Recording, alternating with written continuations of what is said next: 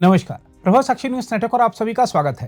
कर्नाटक विधानसभा चुनाव में मुस्लिमों के 82% से ज्यादा मत अकेले कांग्रेस को मिले थे। इसलिए ऐसा लगता है कि कांग्रेस पार्टी की सरकार तुष्टीकरण की राजनीति की पराकाष्ठा पर उतर रही है। पहले कर्नाटक की कांग्रेस सरकार ने पूर्व की बीजेपी सरकार के उस फैसले का विरोध किया जिसके तहत मुस्लिमों के लिए 4% आरक्षण को खत्म कर दिया गया था।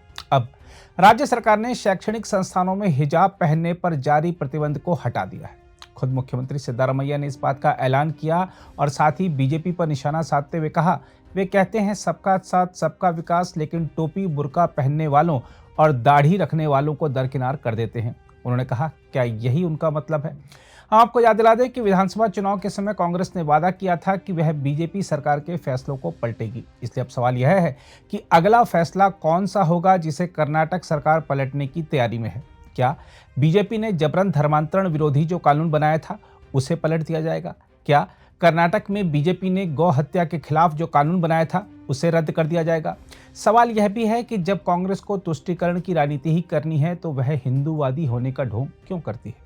देखा जाए तो ऐसा प्रतीत होता है कि कर्नाटक सरकार ने आगामी लोकसभा चुनाव की दृष्टि से एक बार फिर ध्रुवीकरण कराने के मकसद से हिजाब पर रोक हटाने का फैसला किया है।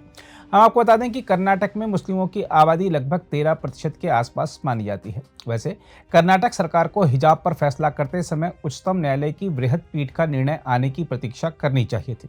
हम आपको यह भी याद दिला दें कि कर्नाटक हिजाब मामले में जब उच्चतम न्यायालय ने खंडित फैसला सुनाया था, तब भी पुरातन पंथियों ने जिस प्रकार के बयान दिए थे वह मुस्लिम लड़कियों की स्वतंत्रता के विरोध में ही थे। कर्नाटक सरकार को समझना होगा कि हिजाब पहनना भले निजी पसंद का मामला हो, लेकिन स्कूलों में उन वस्त्रों को पहनने की इजाजत कैसे दी जा सकती है जिससे समानता, अखंडता और सार्वजनिक व्यवस्था बाधित होती हो। यहाँ यह भी प्रश्न खड़ा होता है कि जब कई देशों में इस्लाम आधुनिकता की ओर बढ़ रहा है तो हमारे यहाँ के कट्टरपंथी इसे पीछे ले जाने पर क्यों आमादा हैं? देखा जाए तो कर्नाटक सरकार का यह फैसला शिक्षण संस्थानों की धर्मनिरपेक्ष प्रकृति के प्रति चिंता पैदा करता है। वैसे देखा जाए तो भारत में तुष्टीकरण की राजनीति कोई नई बात नहीं है, लेकिन 2014 में नरेंद्र मोदी के नेतृत्व में बीजेपी को प्रचंड बहुमत मिलने के बाद दूसरे दलों को समझ आया कि तुष्टीकरण की राजनीति के दिन लद गए हैं। मोदी की देखा देखी अन्य नेता भी मंदिरों में जाने लगे, खुद को सबसे बड़ा तपस्वी बताने लगे, माथे पर चंदन का टीका लगाने लगे। जो नेता पहले सिर्फ मजारों या दरगाहों पर ही जाते थे वह अब आरती करने लगे, व्रत रखने लगे और हवन पूजन करने लगे। लेकिन आप विभिन्न राज्यों की राजनीति का अध्ययन करेंगे तो पाएंगे कि तुष्टीकरण की राजनीति से तौबा करने का सबक सिर्फ कुछ नेताओं ने ही लिया है। कई राज्यों में आज भी तुष्टीकरण की राजनीति धड़ल्ले से जारी है।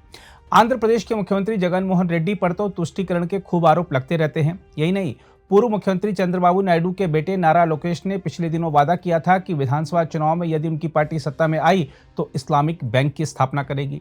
तेलंगाना के मुख्यमंत्री पद पर रहने के दौरान केसीआर तो तुष्टीकरण की राजनीति के मास्टर बने हुए थे।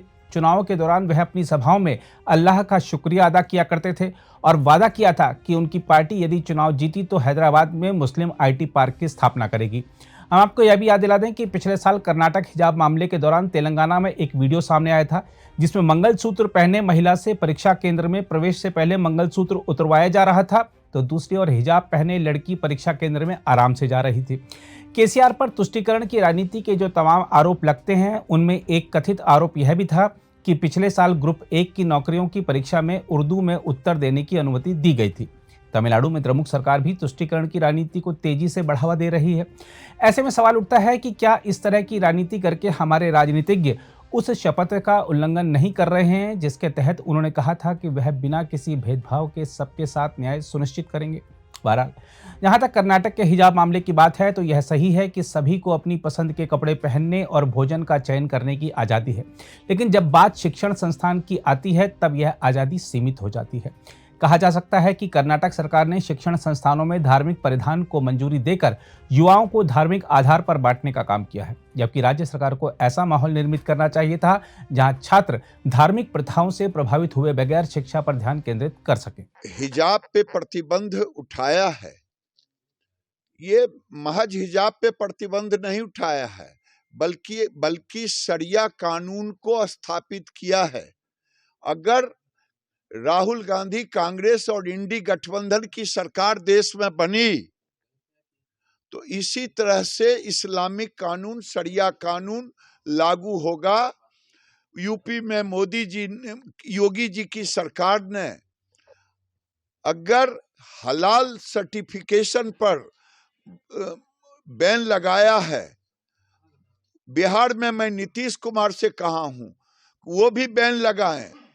मेरा मानना है कि देश में कांग्रेस और इंडी गठबंधन इस अगर जहां जहां है वहां इस्लामिक कानून धीरे धीरे लागू हो रहा है। कर्नाटक में जिस ढंग से कांग्रेस ने हिजाब को हटा करके शरिया कानून को लागू करने का ऐलान किया है, भारतीय जनता पार्टी इसका विरोध करती है और भविष्य में कांग्रेस की सरकार जहां जहां सर उठाने की कोशिश करेगी, भारतीय जनता पार्टी इसका विरोध करेगी।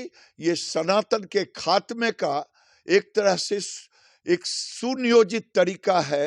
एक तरफ मुस्लिम समुदाय हलाल मीट के माध्यम से, हलाल सर्टिफिकेशन के माध्यम से इस्लामिक कानून लाद रहा है, दूसरे तरफ कांग्रेसी सरकार कर्नाटक में शरिया कानून के तहत हिजाब को लागू किया है।